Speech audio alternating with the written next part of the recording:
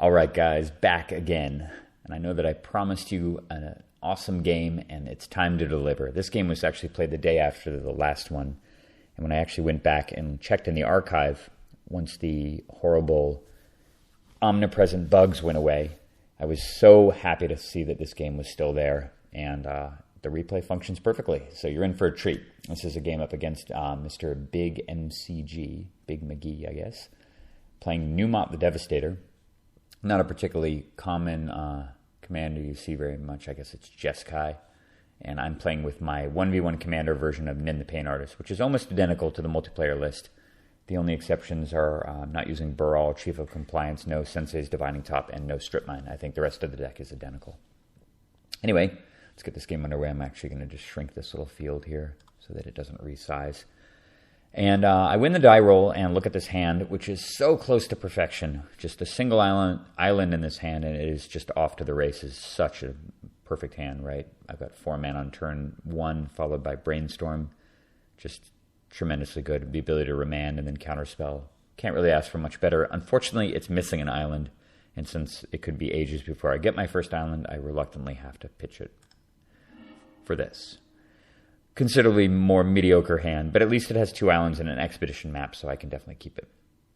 And we get underway. He keeps his hand. There's a 7 mana Karn Liberated on top, which is definitely going to the bottom. And here we go. All right, expedition map comes down.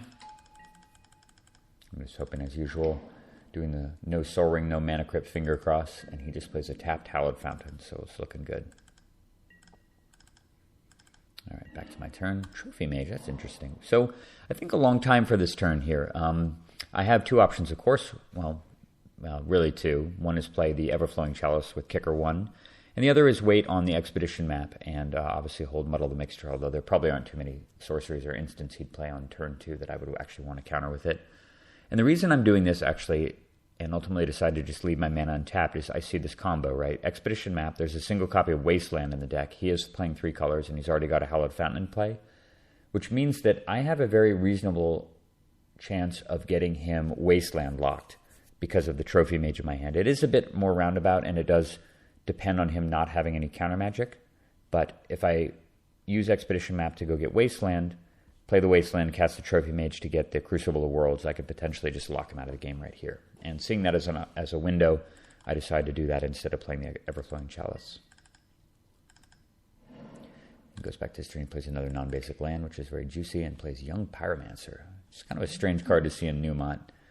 Generally, this tends to just be a very standard Jeskai control deck, usually almost creatureless, that's just trying to use lots of good value cards in blue and white, planeswalkers and stuff, and then eventually slamming the commander and blowing all their lands up. So Pyromancer is a weird card to see.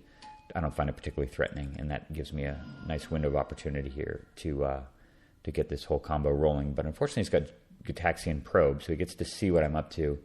And of course, I have no interest in muddling that. He also gets to draw a card and get a free elemental, but what can I do about it? All right, time to sack the map and activate Operation Wasteland. So here we go. Now, the first stage of this, of course, is playing the Wasteland, casting Trophy Mage to get the Crucible of Worlds. Or I can just draw it off the top of my deck instead and circumvent that entire step. So I'm going to play the Wasteland and play the Crucible of Worlds instead, since I just basically saved myself 3 mana, and he doesn't even have the opportunity to counter. So barring him having the artifact kill, he's going to be a very sad panda next turn. Come on. Do not have an Abrade. Don't have Vandal Blast. Don't have Disenchant. Don't have Seal. Don't have a whole range of things that would deal with this problem. I assume tap 2 mana and play Search for Azcanta. Well, he's going to be searching for basic lands pretty soon, I think, with that. And he just plays a Windswept Heath with no fetch or no fetching, and we're good to go here. Hell yeah! Wayfarer's Wall was really good too because it allows me to actually get more mana into play while using the Wasteland, and I have not drawn red yet, which is a big problem. So of course I'm going to double Wasteland here.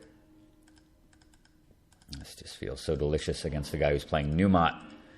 I don't even need a 6 mana dragon to kill 2 of your lands, buddy.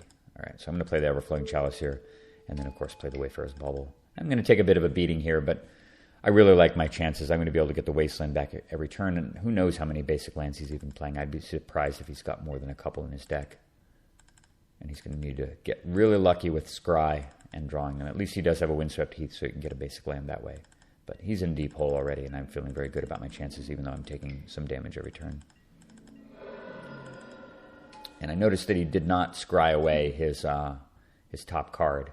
Sure enough, you see why. He has pretty much the perfect answer on top of his deck in the form of Mox Diamond, allowing him to throw away a non-basic land, and I can't kill this right now, which is really frustrating.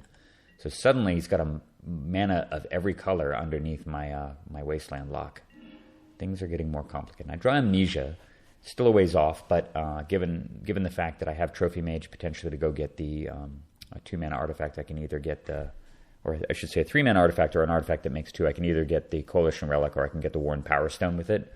So Amnesia is not too far away, and I can hopefully keep his mana crippled to make that Amnesia really devastating. I'm going to play the Wasteland here. A few choices. I could play the Trophy Mage at this point, but I decided that I'd rather just get red mana with the Bauble so that I can get Nin online, and I still have Muddle the Mixture to protect against something like an Abrade. He's going to scry. He gets a basic island off the top. Ay. Well, Search for Escanta is definitely doing its job. He's searching up everything he needs with his upkeep Vampiric Tutors. He just passes, so I'm going to go and get a Mountain.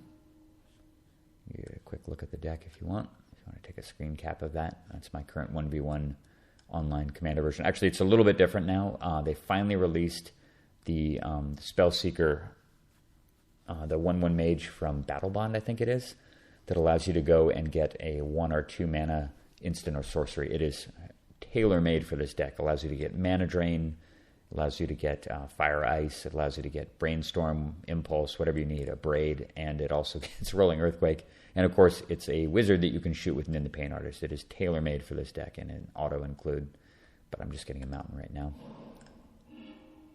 And I'm actually doing this right now because I have no more land in my hand, so I'd rather just Wasteland him, force him to fetch up, and he may not even have a... I don't think you guys need to see any of that stuff. Amazon orders.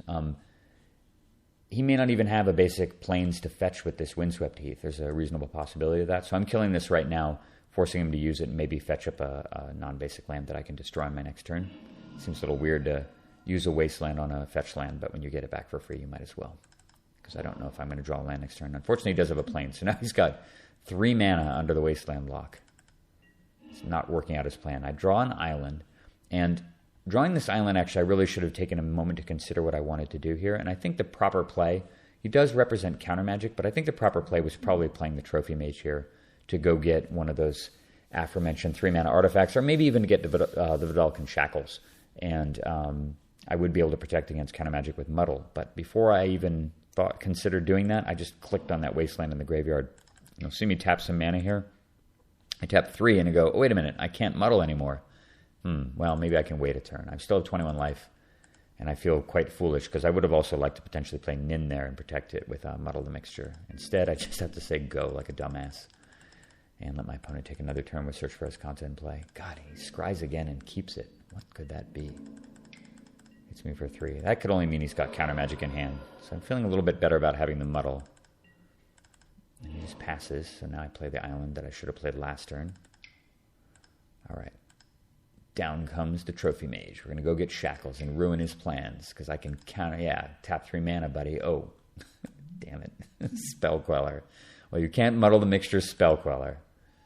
And that increases his pressure substantially. So now instead of 3 a turn, it's 5. And things just got pretty dicey. So I decide I need to go get rid of the Muddle and get the thing that deals with Spell Queller that Muddle gets, which is discard a Braid. And that will give me my Trophy Mage back, at least in a turn, provided he doesn't have any more counter magic. He searches for Escanta again. This time he finally scries a card away. It hasn't flipped yet. And he's probably very reluctant to flip it, of course, because I could just Wasteland it in a heartbeat. But now I'm taking 5 a turn. I'm already down to 13. And it's getting kind of sketchy. All right, he plays a non-basic land, finally. And I know why he kept it, because down comes Gideon, ally of Zendikar, to make a knight. And now I'm facing 7 points of pressure and this thing, and search still. And I'm at 13. That's 2-turn lethal. And suddenly this game that I was certain was completely in the bag about 5 turns ago now looks almost unwinnable. I mean, my hand is completely useless against this. So, yeah, it's time to just kind of untap and pray for something like, say, Rolling Earthquake right off the top of my deck. Pretty disgusting draw. I got to say that the deck really delivered here. Although I'm kind of suffering to the rules change that they made recently, where I used to be able to redirect Rolling Earthquake damage onto Planeswalkers, because of course I could just tap 4 mana here, or 5, Rolling Earthquake away his entire board, kill Gideon of Ally of Zendikar, wasteland him, and get my Trophy Mage back. And unfortunately now I can only do most of those things. So I'm definitely going to just Rolling Earthquake for 3.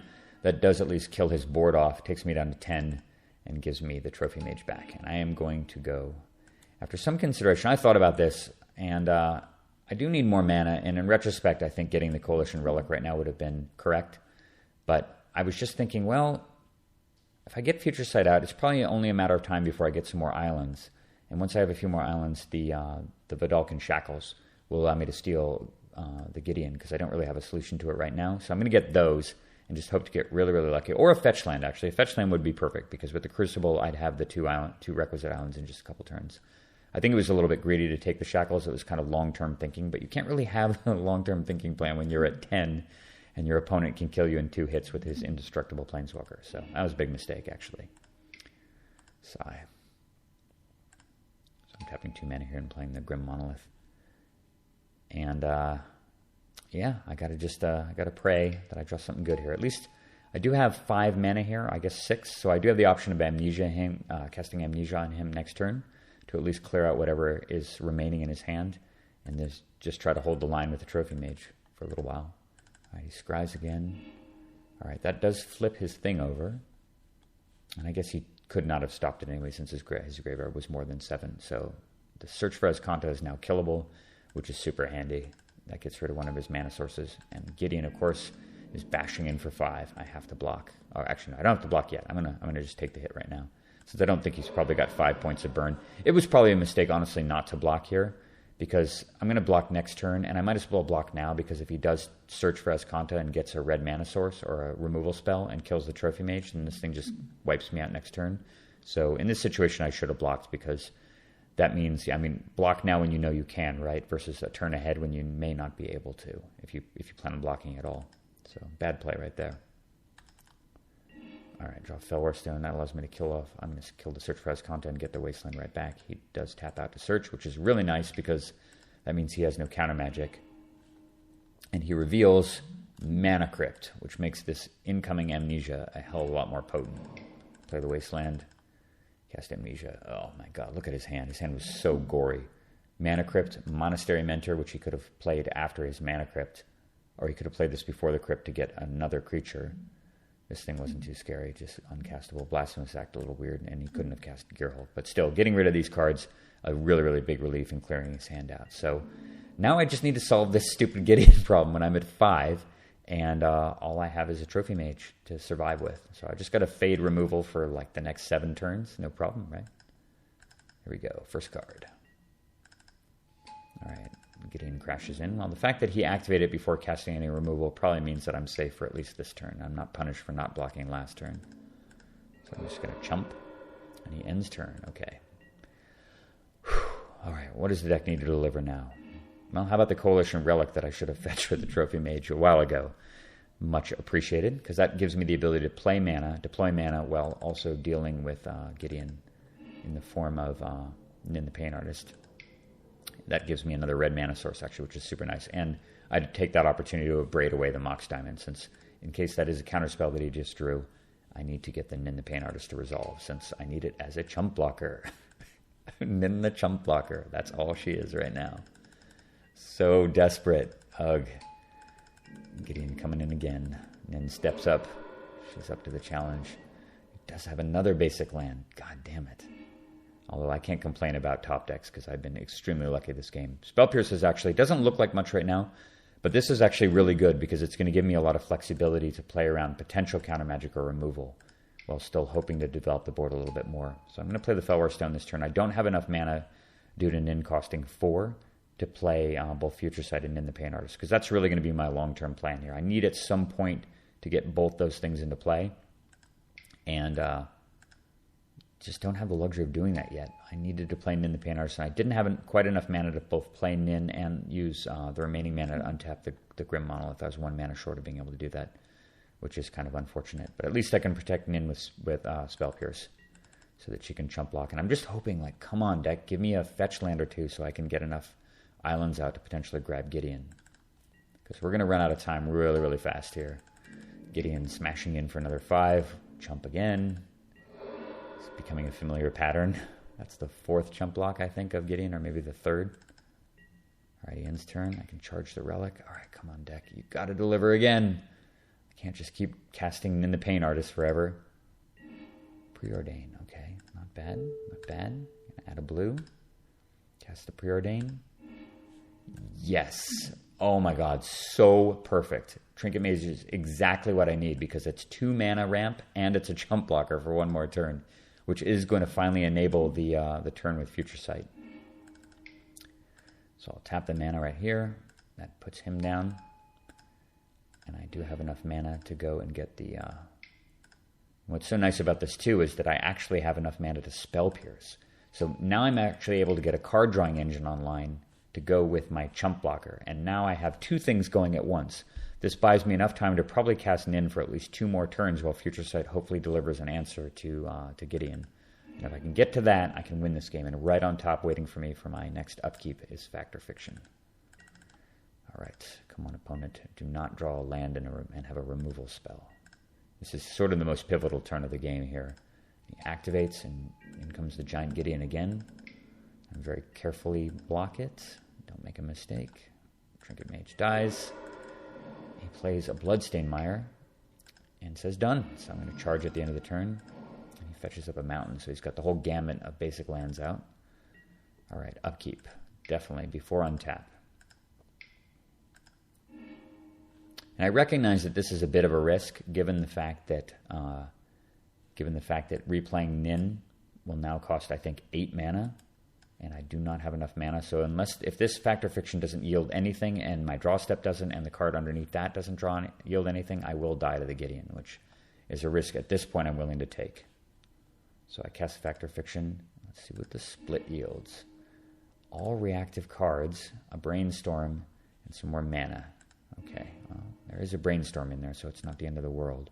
All right, he makes this split, and this is a no-brainer, of course. As good as these 2 counters are, they do not deal with this guy. I need to just keep digging further into the deck. So with that in mind, I take Brainstorm, land, and Mox. Island on top, which I can play for free. Another land on top, and now I'm thinking, oh my god, I'm going to die to the stupid Gideon anyway. All right, I get blue mana. Come on, Brainstorm, deliver the goods. 3 cards drawn. More mana, but look at that, guys. Look at that. 3 cards down is Cryptic Command. Whew. Actually, I guess it's 2 cards down. Sitting on top, but it's soon to be 2 cards down. But fortunately, I have all these mana artifacts to play for free off the top of my deck, thanks to Future Sight. So I put those back, put Mana Vault down, then put Mox Diamond on top of it. Play the Mox. Discard one of my precious islands that I wanted so badly before. That was dumb, too. I should have just thrown away the Boilerworks, since I still do want 5 islands. And I can play the Mana Vault. And there's a beautiful Cryptic Command waiting in the wings to finally bounce the Gideon and draw me another island, actually, which is quite handy. There's a Metamorph on top, too. So I take the opportunity to go and make another copy of my Coalition Relic, and of course I'll untap the Mana Vault during upkeep. And there's it's going to be copying this thing. And there's a Rift on top.